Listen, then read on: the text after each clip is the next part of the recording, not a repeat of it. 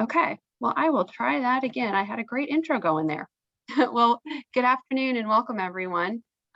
We are excited today to have Sergeant Kristi Sisk with us. Sergeant Sisk is the Community Crime Prevention Sergeant for the University of Kansas Medical Center Public Safety Department. She's also a Kansas Board Certified EMT and a Certified American Crime Prevention Specialist. And I have to say my favorite, Sergeant Sisk is also a rape aggression defense instructor that trains women in self-defense. So Sergeant Sisk will be speaking with us today regarding general safety, situational awareness, safety resources, and reporting suspicious activity. She invites you to ask questions during the presentation, so feel free to unmute, or if you want to type it in the chat, I will be monitoring those as well. So welcome, Sergeant Sisk. Thanks, Natalie. Just to get started, I've listed my contact information on this first slide. We'll also provide it as well. You can email me. I'm at my email address. That's probably the quickest way to get a hold of me. Also, I monitor the crime prevention at kumc.edu email. So basically, I'm here today to give you some general safety tips. Also, I want to point out the general safety resources here on campus that are available. I also provide safety presentations upon request, and they're available free to students and staff at any time. Currently, we're offering them primarily virtual. However, I do go on site as long as we have a room available with proper social distancing. We can provide that service as well. Also, I do site assessments. So if you'd like me to come to your work areas or study areas and take a look at the layout to see if we need to make any adjustments or if we need to contact maintenance for any reason, we can do that.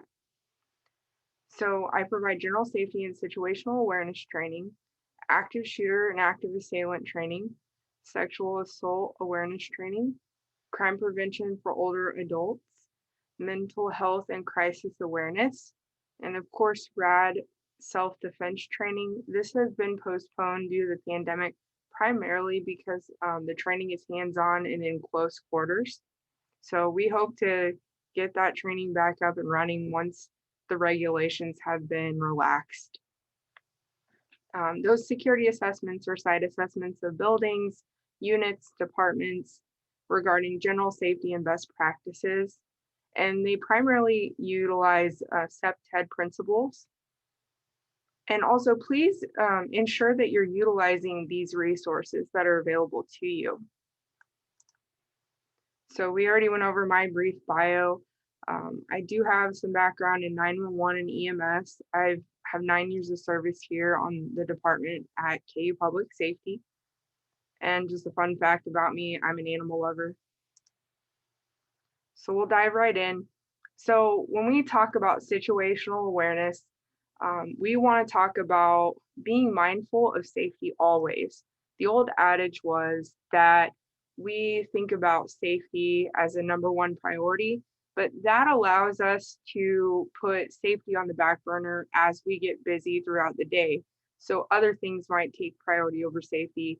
Maybe we get busy on projects, or if we're in healthcare, we prioritize patient care above safety. That's not the case. We want to reprioritize safety and reevaluate safety throughout our work days and throughout our daily lives. We need to be able to recognize unsafe situations. We need to decrease the risk of becoming victims of crime. We need to be able to limit distractions.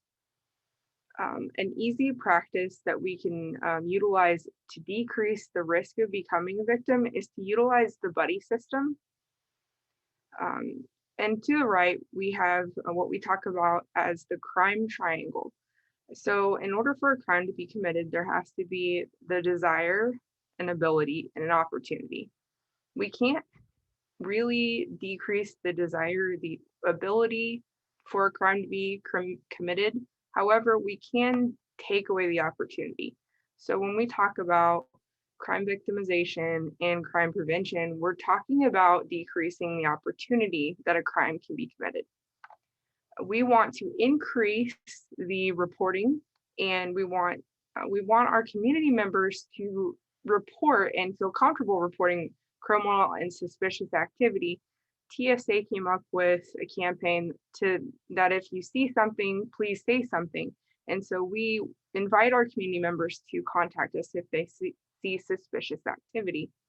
And we want to remind our community members that any type of crime can happen anywhere at any time. It doesn't matter if you're downtown, in a suburban or urban area, any type of crime can happen anywhere at any time. So we invite our community members to develop a personal safety plan at home, at work, at school, and we invite our community members to take personal responsibility for their own personal safety. We here on campus, we train the run, hide, fight method of personal safety in response to an active shooter event. And we want to remind our community members of this and be mindful of a personal response to a traumatic event. So have a mental plan of how you believe that you would respond in an emergency, because we want you to formulate a plan for yourself around your own personal response. Be mindful and aware of your own personal response to an emergency situation and how you would approach a confrontation. So we want you to be mindful and formulate a plan for yourself in the event that a safety event were to occur in your daily life. Always know at least 2 ways to exit a building, anywhere you go. So if you're going to the grocery store, you know that there's a front entrance, but you also need to know that there's typically a dock area in a grocery store. So you need to know where you can actually exit a building if the obvious exit isn't available to you. Know rooms with solid doors, push button locks, badge access, no windows in the doors to hide. This could be in your work area. It could be somewhere you're frequenting. It could be in a grocery store or an office area. When we talk about a safe distance, when you're conversating with someone or you're having a conversation with someone, we talk about social distancing for COVID. It's the same distance. We call this the reactionary gap that you should keep between yourself and others. So we ask that you give yourself this space. Consider a self-defense class and a safety class in your own personal time. Here on campus, KUMC Public Safety, our primary mission is to promote the feeling of safety for an environment conducive to education, healthcare, and employment. And safety is a joint effort and a partnership between the KUMC Public Safety, the KUMC community, the University of Kansas Health System community, and our Rosedale community. So this is a partnership between all of our community members and our public safety office. We can't do it without you.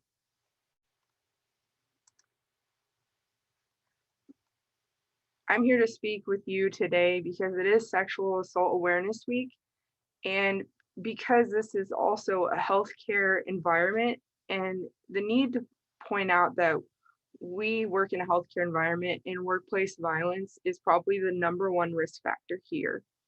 And according to the Joint Commission of Healthcare, 75% of all assaults happen in healthcare. So workplace violence is 75% of it happens in healthcare. And this is something that you need to know, especially if you plan on a career in healthcare, so that you can formulate a safety plan for yourselves, and also so you can be aware and plan a safety plan so that you can keep yourselves and others safe around you. Risk factors at work or at school, having contact with the public, and this is just victimization, exchange of money, delivery of passengers, goods, and services, a mobile workplace. There's a lot of mobile healthcare jobs. working with unstable or volatile persons in a healthcare, social service, or criminal justice setting, working alone or in small numbers, walking to or from transportation. And I will say this, um, nighttime or early morning increases that statistic. An active assailant incident or an intruder shooter incident. So an active incident situation. Before, during, after work or school. So that early morning or late at nighttime. Working in a high crime area or a low income area, poverty contributes to that. I would say an urban area. Valuables, if you're transporting money or valuable items. Community-based setting, co-workers. We've seen active shooter incidents happen in workplace situations. Patients and their family members, active assailant intruder situations, highly emotional, mentally ill, or unstable persons.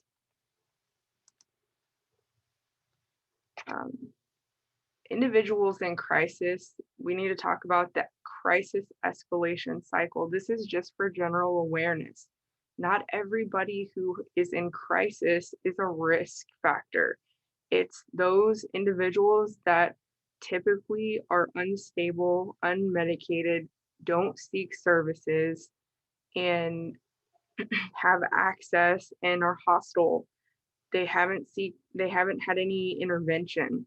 So typically there's a trigger, leads to anxiety, anger, panic, hostility. We like to intervene between anxiety and anger, or anger and hostile.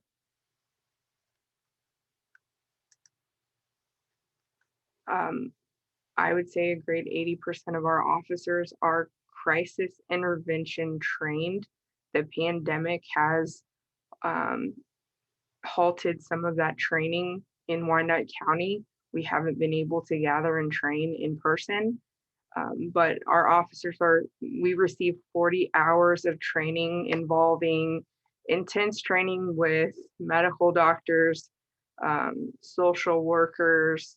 We have a portion of the training where we have to do situational based scenarios with individuals in mock crisis. So we have to de-escalate and describe the services that we will provide these individuals. KU public safety officers, most officers only see someone in crisis maybe once a month. We see individuals in crisis daily. We have an acute psychiatric psych liaison services in our emergency room. We also have inpatient psychiatry at Strawberry Hill campus. So we have higher levels of care right here on campus where most facilities don't have that. We're fortunate here on campus, a lot of medical facilities don't have police departments. They may have contract security. So when I talk about awareness levels and situational awareness, I like to describe my personal daily routine. So when I'm at home, either before or after work, I'm completely relaxed and unaware of the outside world. If my doors are locked, nothing's going on, I'm binge watching my favorite show on Netflix. There's nothing that I really need to be concerned about. I'm completely unaware, relaxed. Once I get ready for work, step out the door, get into my vehicle, that's when I need to be relaxed but aware of my surroundings. It just snowed. The roads may have been a little slick. It was 32 degrees. I'm going to be aware of drivers, kids walking to the bus stops in the morning. I go to work.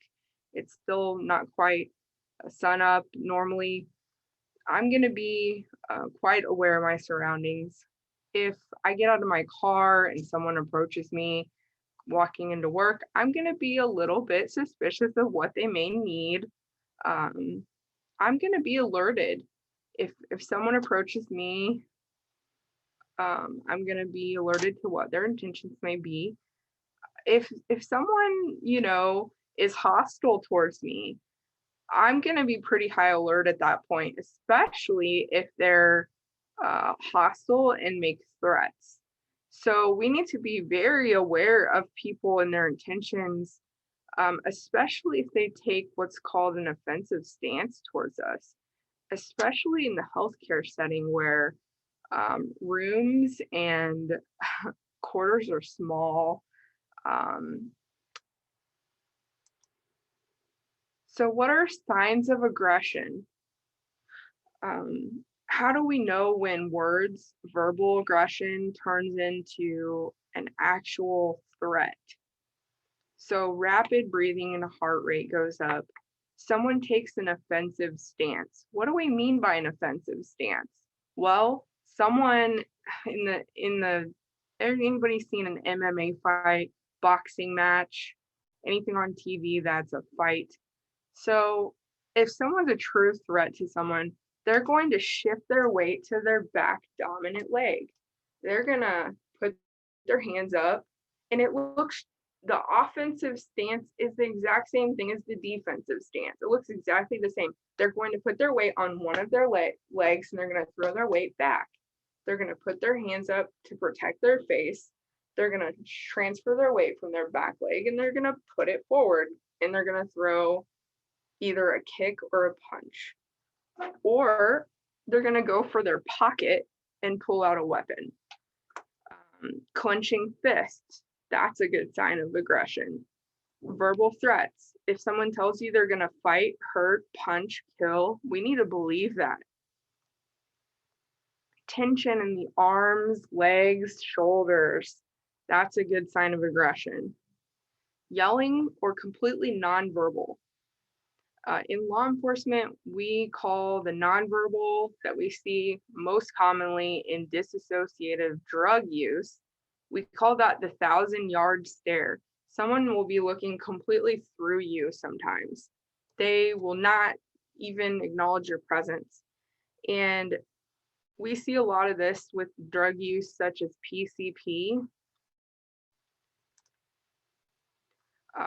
Illogical thoughts, unusual speech patterns, verbal hostility, excitement, threatening to harm self or others. Some behavioral cues, physical appearance, inappropriate or bizarre appearance. Maybe they're wearing inappropriate clothing, a long, heavy coat in July. Body posturing, movements, repetition, ritual, hallucination, confusion, a complete emotional lack of response, inappropriate laughter, completely nonverbal. Not all of these are a sign of it themselves, but together they could be. General safety tips from me to you: keep your wallets, purses, backpacks secured and near your body. Walk with confidence. Keep your eyes up and scanning your area around you. Don't look down. They surveyed a group of bad guys in prison and they asked who and what they look for. They said they look for people who walk like victims, don't walk with confidence, looking down, looking distracted, easy targets. In vehicles, secure your valuables and leave them out of sight, or leave your valuables at home. I'll tell you right now, the Kansas City metro area, vehicle thefts and thefts from vehicles are up. Something about the pandemic, they are stealing things from vehicles. Lock your doors, roll up your windows. Do not leave anything of value in your vehicles. Coins, bags, electronics, purses, wallets, all very hot items right now. Don't leave them in your cars. And if it's valuable to you, it is valuable to someone else. Practice good situational awareness. And just for your information, the safest place to park anywhere in public, like at a mall or Walmart is the center aisle because the lighting's usually better and there's usually better camera coverage in the middle. I don't know why, other than the outside is less populated.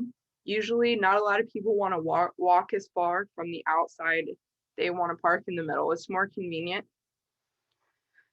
If you're being followed, don't ever go home and don't ever go anywhere isolated. Always go somewhere busy. I'll tell you, do not go to a police station after hours because sometimes there's no one there, especially the smaller departments.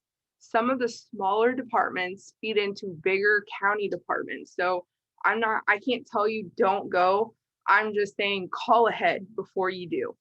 Make sure someone's there. Make sure someone can meet you there. Situationally, head up, look around, and create a witness-rich environment. If something's going on that you don't like, yell no as loud as you can. Get back as loud as you can. I want the next block to hear you in the next neighborhood. Avoid alleys, doorways, and bushes because that's just going to obscure whatever's going on. Avoid areas that are not well lit. Don't walk down the dark, poorly lit path. Walk in the well lit path. And women are at higher risk for assault and abduction statistically.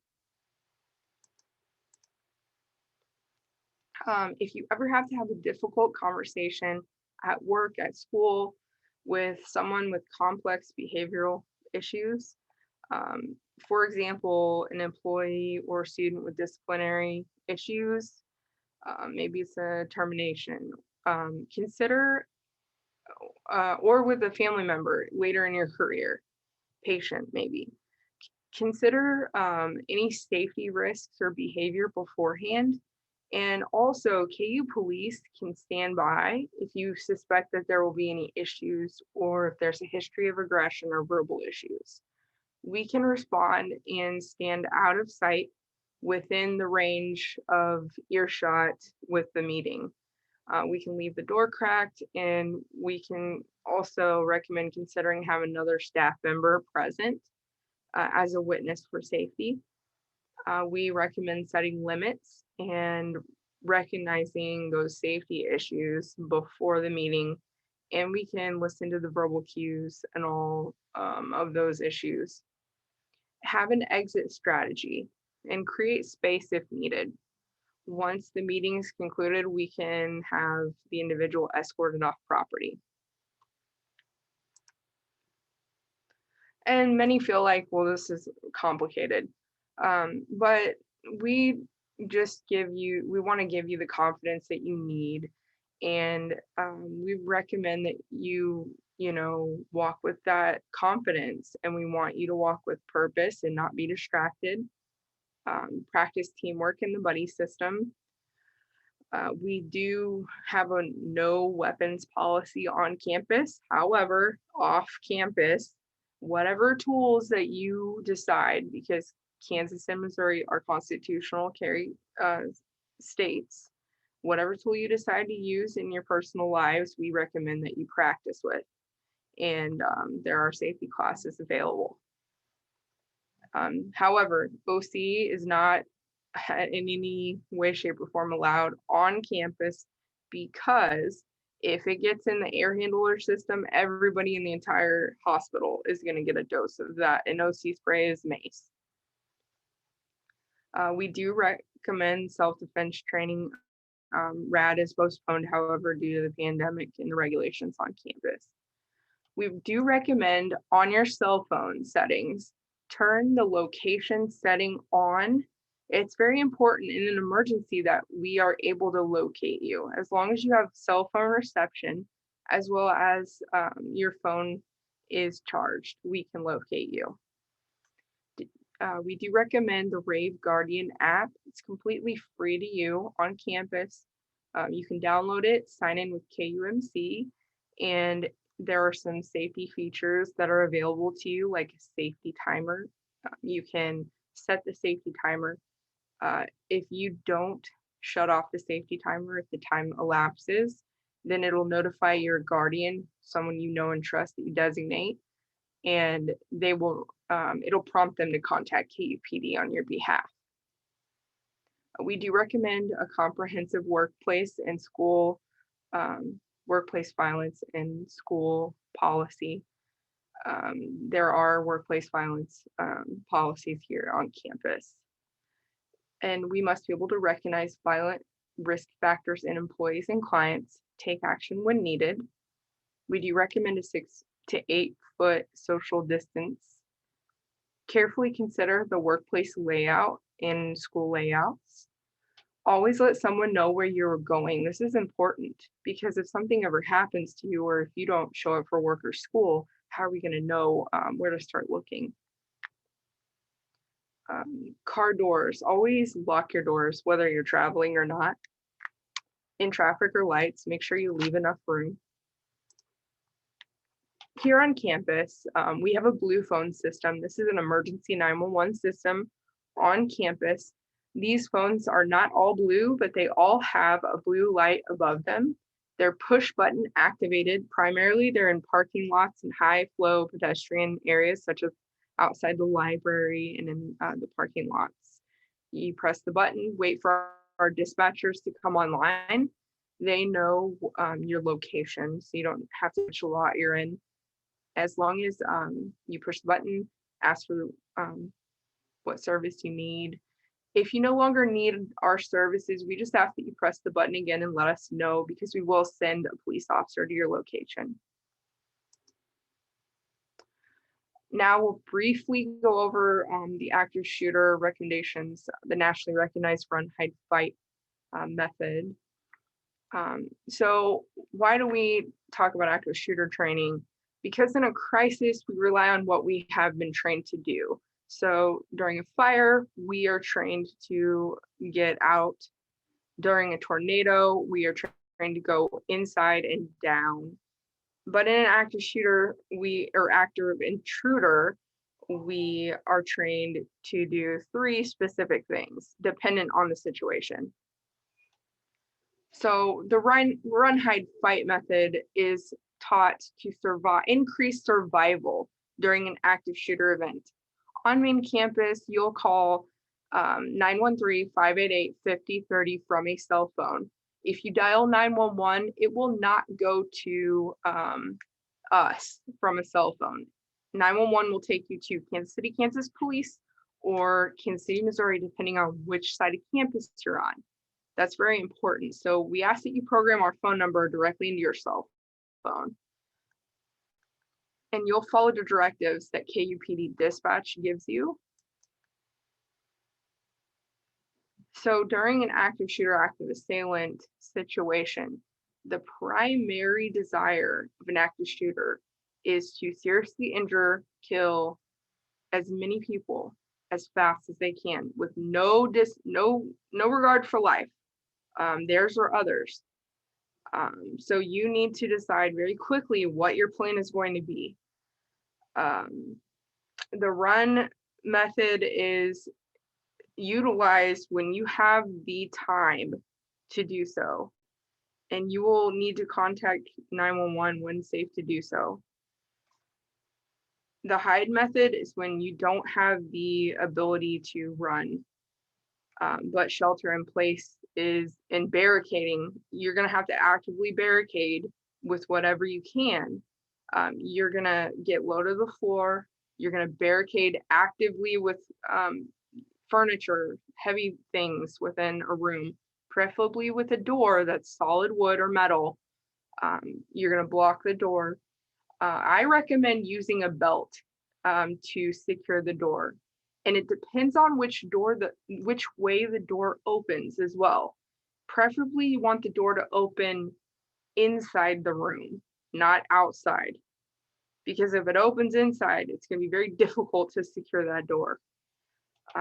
Preferably a push button lock or badge access. And badge access is not ideal if it's considered an insider threat. What I mean by that is an internal individual with badge access. Push buttons or keys.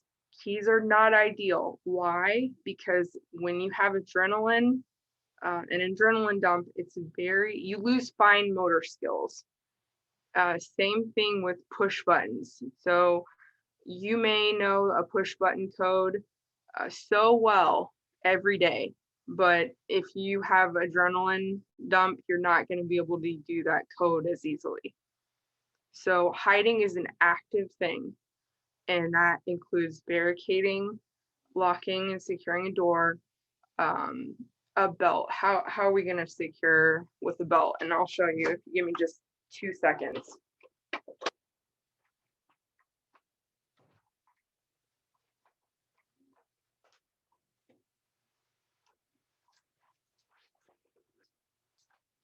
I show all my classes how to secure a door with a belt. So you're going to use a little slip knot. So a standard belt. If you don't wear one, I recommend bringing one to work.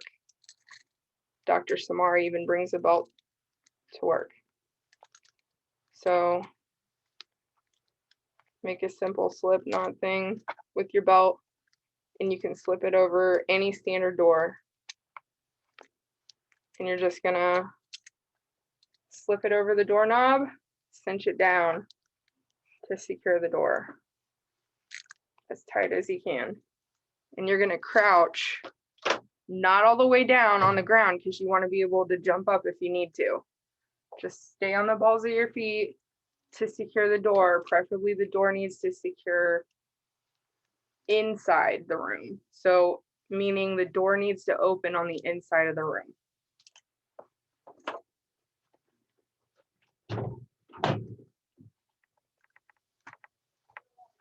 And why I say don't lay down, don't hide under tables, don't be a sitting duck is because you may have to fight.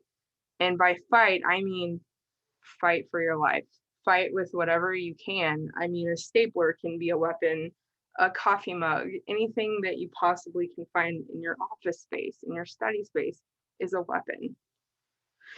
And if necessary, throw or hit the shooter with available objects, or use the swarm method. And the swarm method is people are spread out in the room. You're not going to be grouped together, close together. You're going to be spread out so that the swarm method works. And that's where everybody grabs a limb of the individual. And you're going to be, when you're throwing things, distraction is the key. It's not necessarily you're trying to overcome the individual, although that's not a bad goal either. It's just not the necessarily the end goal. It's distraction and getting away, or the swarm method is so that you can get away. So in a moment of decision, the best thing you can do is the right thing. The next best thing is the wrong thing. The worst thing you can do is nothing. This is the interface for Rave Guardian. Again, there's an inbox. You can designate your guardian, the safety timer. Also, you can send a tip by text. This is my favorite feature. So a lot of people in my generation, they hate talking on the phone. You can send a text. You don't have to necessarily call, especially if you're in a situation when you don't feel comfortable talking. Maybe someone's in your face yelling and you're like, oh, I just need to text dispatch. You can text the location. That's the most important thing. Where are you? Who, what, when, where, why, and weapons. That's what you need to tell the dispatcher. So where are you? What's going on? A good description. Those are the things that you need to tell the dispatcher. And this isn't just a description of how to sign up for Rave text alerts. This is not to be confused with the Rave app.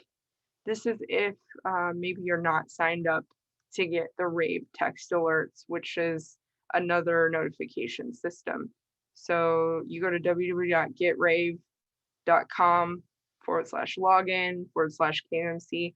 If you have any trouble with this, you can just email uem@kumc.edu. That's University Emergency Management. In conclusion, trust your gut instinct. Report suspicious activity. Even if you're not sure if something's suspicious, call us and let us look into it. If it's not, we're not going to make contact with the individuals. It's as simple as that. If you see something, please say something. If you're interested in the self-defense training, it is for women only, and that's a RAD standard because it is a hands-on training. They do offer a class for men, however, it's in one state up somewhere east in the East US. The program our law enforcement number into your phone, and I do recommend signing up for Rave Guardian. It is completely free to use. Also, there's a couple other apps that I recommend. One that is very similar is Noonlight. It is the same, offers very similar benefits such as the safety timer. However, it contacts local law enforcement. The other app that I like a lot, for especially for families, it offers like GPS, is Life 360. It's also free. And then you are the best judge of your environment. So I invite you to be proactive and please contact us. I had a couple of videos that I wanted to show you if we had time. I also want to do a Q&A. This one I show because I just want to reiterate the importance of situational awareness. And I want you to raise your hand when you're uncomfortable. If I can get this video to play. Sorry.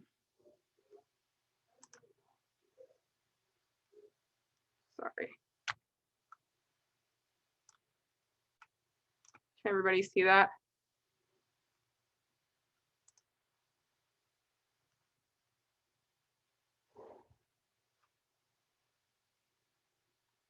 Thank you. There's no sound, just warning you. Okay, so this is an ATM robbery.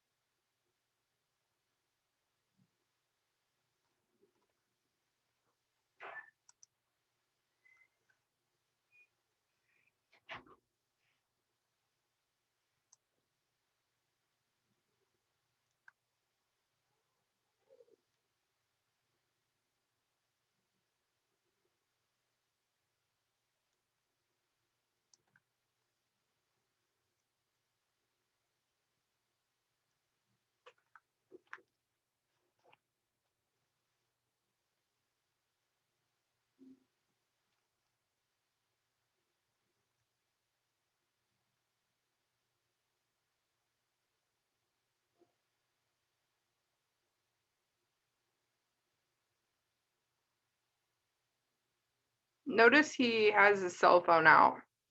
And what is that now?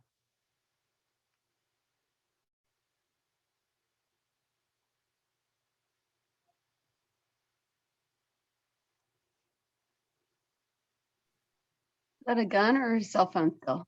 That's a gun. Okay, I'm gonna stop it for a minute.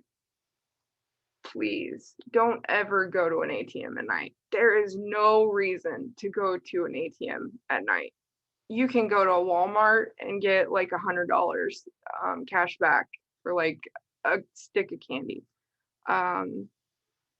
There's no reason to go to an ATM. Please, I beg of you, don't go to an ATM at night.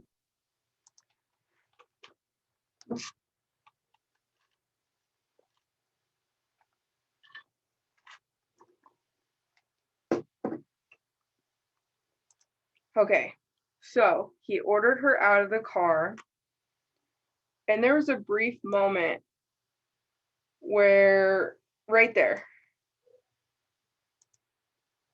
I would have probably tried to run at that point.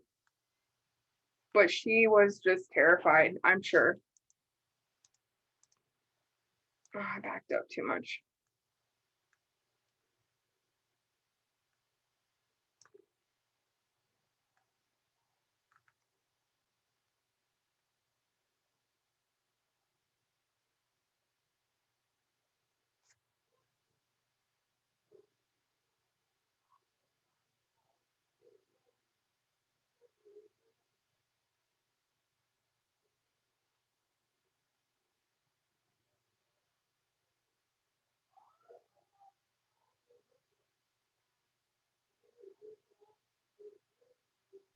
Nice look at the camera he gave. What do you think the chances are that you survive something like this? What do you think the survival rate is if someone puts you in the trunk of a vehicle? Any guesses? Yeah, it's pretty, Sherry answered, very small, because their intent is not to take you and drop you off on the side of the road. I probably would have thrown my wallet, thrown the keys, and ran. That's what I probably would have done. It's interesting. Usually the answers I get are they would have tried to like gun it with the gun in their face. I probably would have tried to take my opportunity once he walked around the ATM.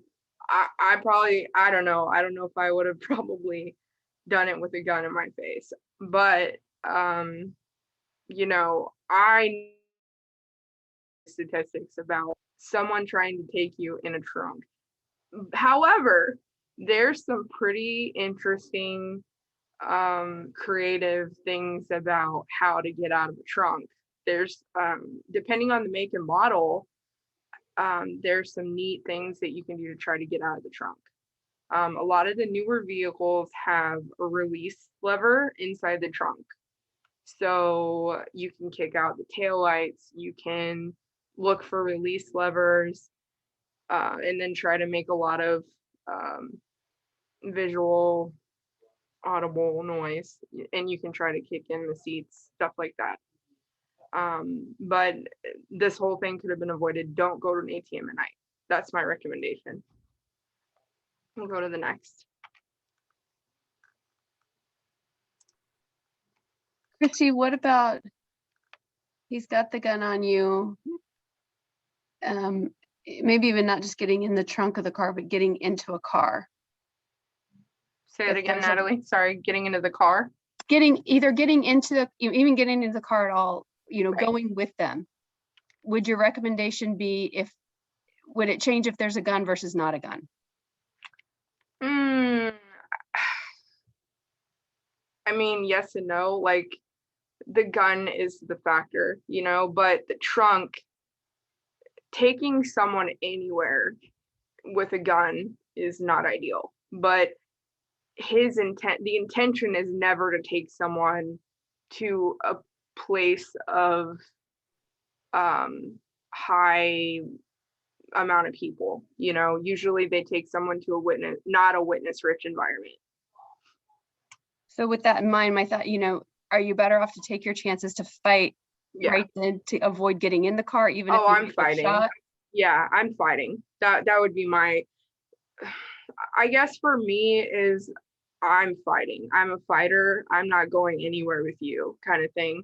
But I'd probably try to run the moment he went behind the ATM, if that makes sense. Yep. And I'm making as much noise as I can. Some people wanted to take their chance with the gun in their face, just gunning it. But I'm not going to do that with a gun in my face, and the finger on the trigger. That's my thing. I don't know.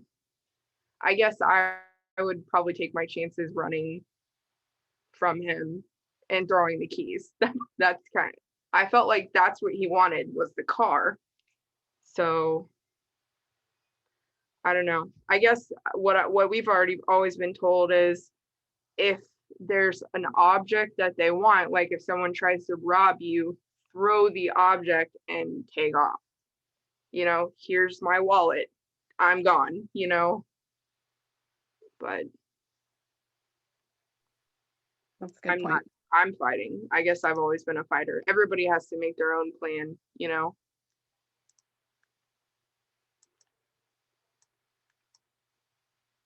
I kind of want to save time for questions, so we'll make this quick. So this is Carly. This one moves fast. Carly was a teenager walking home from school, and she cut through a gas station parking lot. And okay,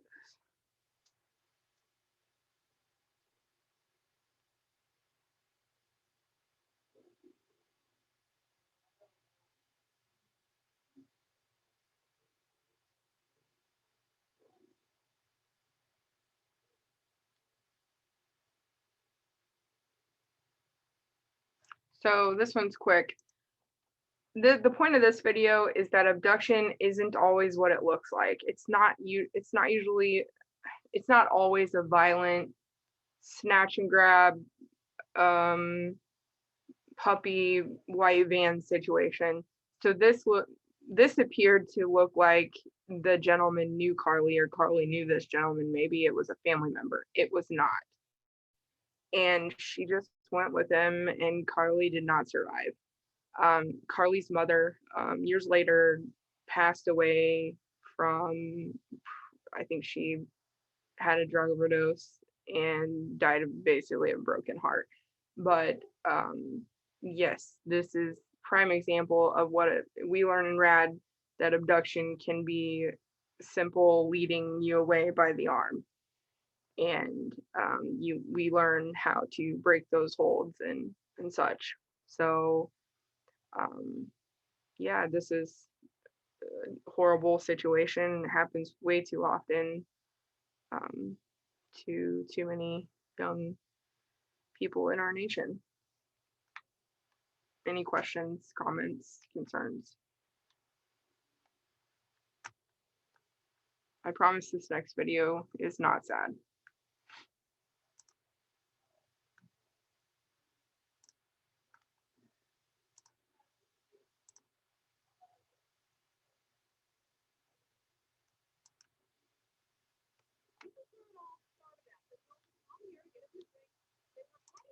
I hear it, but I can't see it.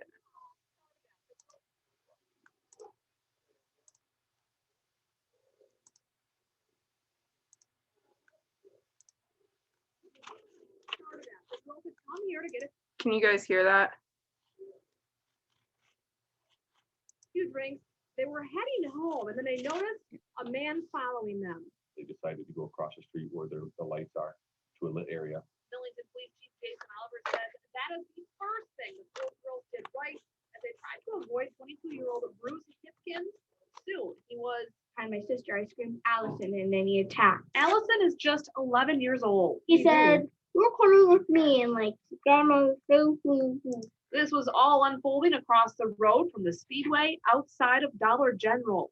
this cannot be happening. Like, I thought it was a test at first, but then I'm like, this is real. Lauren, Allison, and their 12 and 14-year-old friends did what they had been taught. I grabbed my drink and chucked it at his head.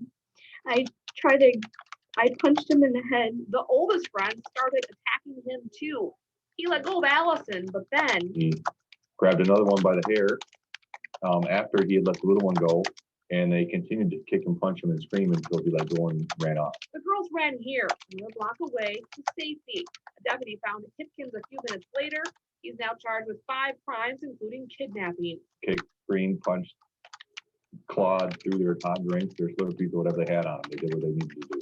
Chief Oliver calls the girls brave, adding they did exactly what they should have. Saying that your little sister is gonna get taken is very scary. As you just saw, the girls were a bit shaken up, but amazingly, none of them were hurt. In Millington, Rebecca Trilch, ABC 12 News.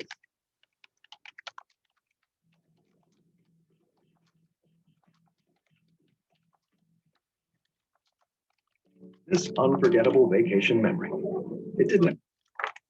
So For some, it might seem like a lot to process on how to fight off an aggressor. However, I was just very impressed with these 3 girls who fought off a grown man who attempted to abduct a little one. So now I will take questions, feedback, comments.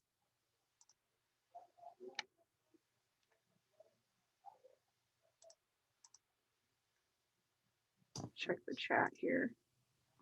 Kristi, you may have addressed this already, but are the RAD classes happening right now, or do you know when those will begin again? Not at this time, not until they lift the restrictions and regulations for COVID. Thank you. Yes, ma'am. I would love to. I missed class so much. Sorry. So someone had a question about pepper spray. I personally don't like it, and I will explain why. Everyone gets a dose. The mist is completely ineffective. Personally, I didn't have a problem with the spray.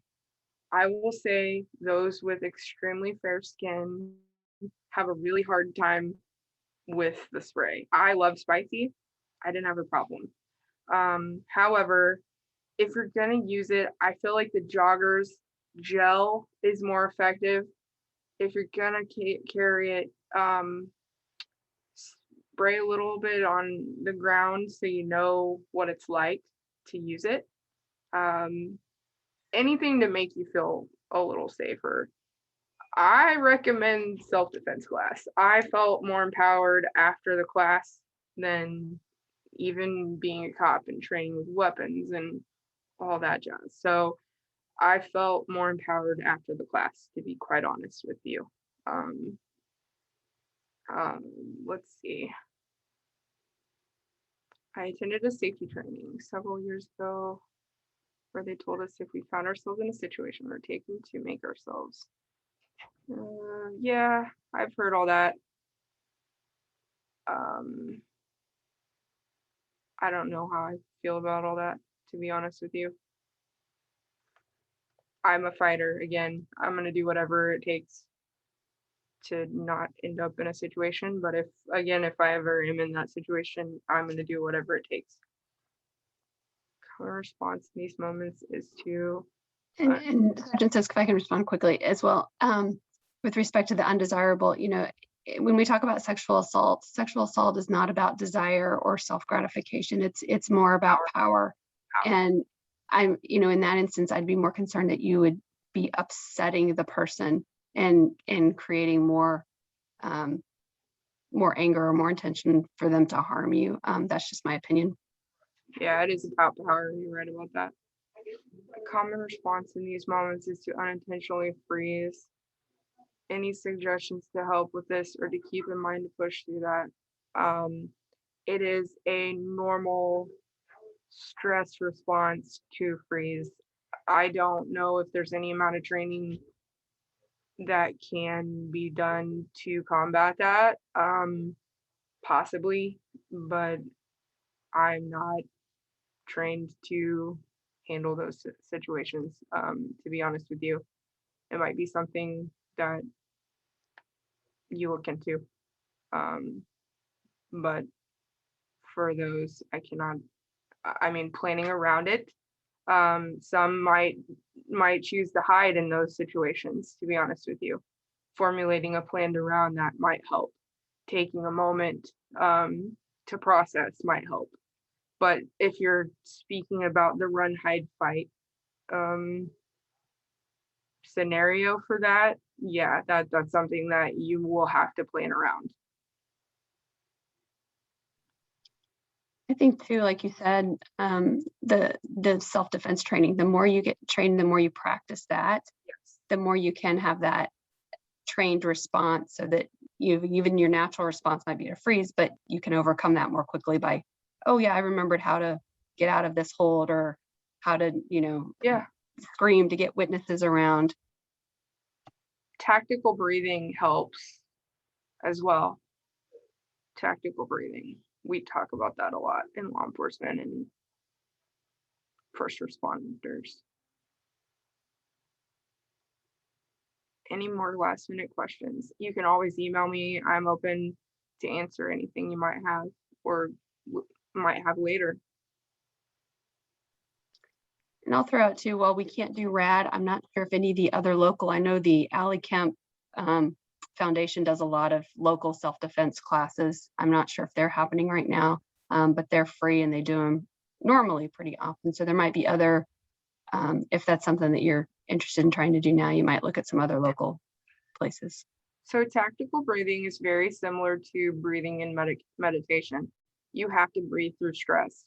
If you don't, your brain doesn't get enough oxygen. Does that help? Awesome.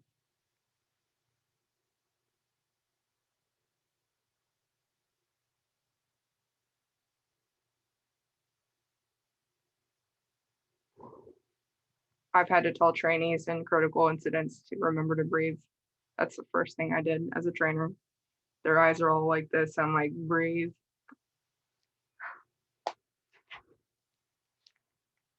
Awesome. If you come up with any questions, there's no question that's off limits. Please email me. Thank you so much for being here. And it was awesome talking with all of you. I look forward to hosting RAD class because I miss it so much. Yay, thank you so much. Thanks, guys. Have a great day. And thank you so much for hosting me. Take care.